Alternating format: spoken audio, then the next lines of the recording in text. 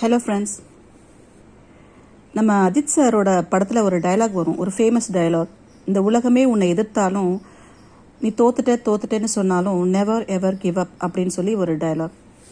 அந்த மாதிரி இந்த உலகமே காரி துப்புனாலும் இந்த புரோக்கரை பார்த்து ஏண்டா இப்படி ஒரு கேவலமான வாழ்க்கையை வாழற அப்படின்னு சொல்லி கேள்வி கேட்டாலும் எல்லாத்தையும் தொடச்சி போட்டுட்டு போயிட்டே இருக்கான். ஆக்சுவலி இது பாராட்டக்கூடிய விஷயமா கிடையாது. சாரி அஜித் சார், உங்கள் டயலாக் நான் இந்த புரோக்கருக்கு யூஸ் பண்ணது ரொம்ப தப்பு தான், சாரி. ரொம்ப ஆச்சரியமாக இருக்குது மக்களே. இந்த 54 வயசில் உடம்புல 1008 வியாதியை வச்சுக்கிட்டு தன்னை சுற்றி ஒரு சமூகம் இருக்குது, தனக்கு தோல் மேலே வளர்ந்த 2 பிள்ளைங்க இருக்காங்க, இப்படி எதை பற்றியும் யோசிக்காமல் ஒருத்தன் 2 பொம்பளைங்களை வச்சுக்கிட்டு இந்த வலைத்தளத்தில் வியாபாரம் பண்ணிகிட்ருக்கான்.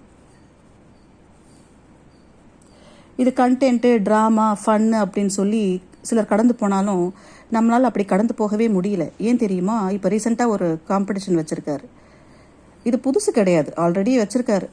இதுக்கு முன்னாடி 2 கேரக்டர்ஸ் இருந்தாங்க இல்லையா? கட்டப்பையும் இவரும் இருக்கும்போதே சேம் ஃபார்முலா தான். சேர்றது, பிரிகிறது, அப்புறம் சில சர்ச்சையான விஷயங்களை பேசிட்டு உள்ளே போயிட்டு வெளியே வர்றது, வந்த உடனே சப்ஸ்கிரைபர்ஸை பூஸ்டப் பண்ணுறதுக்காக காம்படிஷன் வைக்கிறது. லாஸ்ட் டைமும் வச்சார். திறமை ஜெயிக்குதா கவர்ச்சி ஜெயிக்குதான்னு பார்க்கலான்னு சொல்லிட்டு இதே மாதிரி ஒரு காம்படிஷன் வச்சார். இவர் திறமையா, இவர்கிட்ட என்ன திறமை இருக்குது அப்படிங்கிறது சத்தியமாக எனக்கு தெரியல. உங்களுக்கு தெரிஞ்சால் சொல்லுங்கள். எனக்கு தெரிஞ்சு அவனோட திறமை என்னென்னா, அந்த இத்தினோண்டு மூளையில் கிரிமினலாக யோசிக்கிறது, கண்டென்ட்டை க்ரியேட் பண்ணுறது, அது மட்டும்தான் அவன்கிட்ட இருக்கிற திறமை. வேறு எதுக்கும் அந்த மூளை யூஸ் ஆகாது.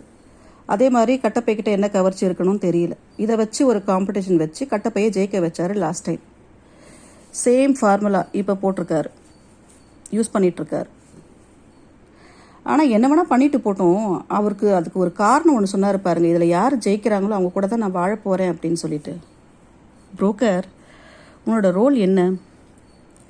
ஒருத்திக்கு கள்ள புருஷன், இன்னொருத்திக்கு ரீல்ஸ் புருஷன். அதாவது ரீல்ஸ் மட்டுமே போடுறதுக்கு யூஸ் ஆகிற ஒரு ரீல்ஸ் புருஷன். அப்படி இருக்கும்போது நீ எதுக்கு வாழ போகிற, வழிக்க போகிறேன் அப்படின்னு சொல்லிலாம் கதை விடுற? நீ என்ன பண்ண போகிறேங்கிறது எல்லாருக்குமே தெரியும், என்ன பண்ணிகிட்ருக்க அப்படிங்கிறதும் எல்லாருக்கும் தெரியும். மக்களே, இவன் இந்த மாதிரி சொல்லும்போது ரொம்ப கோவம், ஆத்திரம் இதுதான் வருது. இவன் இன்னும் பெரிய மன்மதராசா மாதிரியும். இதுக்கு மேலே என்ன சொல்கிறதுன்னு தெரியல. ஏன்னா இந்த ஒரு வீடியோ ஒன்று போட்டிருப்பான், கட்டப்பை கூட ஒரு குற்றாலத்தில் குளிச்சுட்டு ஒரு வீடியோ ஒன்று போட்டிருப்பான். குளிச்சுட்டு ரொம்ப ஹாஃப் நியூடாக அவர் போவார். அப்போ பார்த்தீங்கன்னா உங்களுக்கு நிறைய பேருக்கு தெரிஞ்சிருக்கும், அது உருவ கேலி கிடையாது. இவ்வளோ வயசான மாதிரி இருக்கானே, இவனுக்கா 2 பேர் போட்டி போடுறாங்க, அப்படி என்ன இருக்குது இவன்ட்ட அப்படிங்கிற மாதிரி நிறைய பேர் யோசிச்சாங்க. நானும் கூட யோசிச்சுருந்தான். அப்படி இருக்கும்போதே இவன் இப்படி ஒரு காம்படிஷன் வச்சுட்டு பெண்களை எவ்வளோ கேவலப்படுத்தணும், அதாவது அடுத்தவங்க கேவலப்படுத்துகிறாங்களோ இல்லையோ இவன் கூட இருந்துக்கிட்டே எவ்வளோ கேவலப்படுத்திக்கிட்டு. ஆனால் அது கேவலம்னு சொல்ல முடியாது, அவங்க இதுக்கெல்லாமே அக்செப்ட் பண்ணிக்கிட்டு தான் கூட இருக்காங்க. அதனால் நமக்கு தான் அது கொஞ்சம் ஆச்சரியமாகவும் இருக்குது, அசிங்கமாகவும் இருக்குது. இப்போ இந்த மாதிரி இவன் பெண்களை வச்சு காம்படிஷன் வைக்கிறது நமக்கு இவ்வளோ கோபம் வருது. ஆனால் சில அல்லக்கைங்க இதுக்கும் முட்டு கொடுத்துட்டு ஒரு காரணம் சொல்லுதுங்க. நான் அதையும் கேட்டேன். அதாவது டைவர்ட் பண்ணுறாங்களாமா.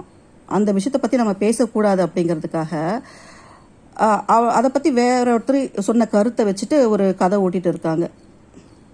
அதை பற்றி நம்ம கேர் பண்ணவும் வேண்டாம், ஏன்னா அதுக்கு வேறு பொழப்பு கிடையாது. அதனால் அதோட வேலை டைவர்ஷன், அவ்வளோதான். அது பண்ணிகிட்டே இருக்கும் அது. ஏன்னா அது புரோக்கர் ஃபேமிலிக்காக முட்டு கொடுக்குற ஒரு அல்லக்கை. அதை பற்றி பேச வேண்டாம், ஏன்னா அதை பற்றி பேசினாலும் அதை வச்சு ஒரு கண்டென்ட் எடுத்து அது வீடியோ போடும். ஒரே ஒரு விஷயந்தான் மக்களே நான் உங்ககிட்ட கேட்குறேன். இப்போது ஒரு ஆண் இப்படி பண்ணும்போது நம்ம அதை சிரிச்சிட்டு ஃபன்னாக எடுத்துகிட்டு போயிட்டே இருக்கிறோம். இதே ஒரு பெண்ணு இந்த வலைதளத்தில் உட்காந்துக்கிட்டு எனக்கு ஒரு புருஷன் இருக்கான், எனக்கு ஒரு கள்ள புருஷனும் இருக்கான் அப்படின்னு சொல்லிட்டு ஒரு கண்டென்ட்டை வச்சுக்கிட்டு ஒரு நாள் கொஞ்ச நாள் கள்ள புருஷன் கூடயும் கொஞ்ச நாள் புருஷன் கூடவும் லைவ் போட்டுட்டு இருந்தா, இல்லை நான் யார் கூட வாழணும் அப்படின்னு சொல்லி ஓட்டிங் போல் வச்சுட்டு இருந்தா, இல்லை சப்ஸ்கிரைப் பண்ணுங்க, யாருக்கு அதிகமாக வருதோ அவங்க கூட நான் வாழறேன் அப்படின்னு சொல்லி சொன்னால் அதை நீங்கள் ஃபன்னாவோ கண்டென்ட்டாவோ எடுத்துக்குவீங்களா? அப்படியே சமூக கலாச்சார சீர்கேடு அப்படி இப்படின்னு சொல்லிட்டு நம்ம கேள்வி கேட்போம் இல்லையா? ஒரு பெண் பண்ணும்போது நம்ம கேள்வி கேட்கணும்னு தோணுது இல்லை?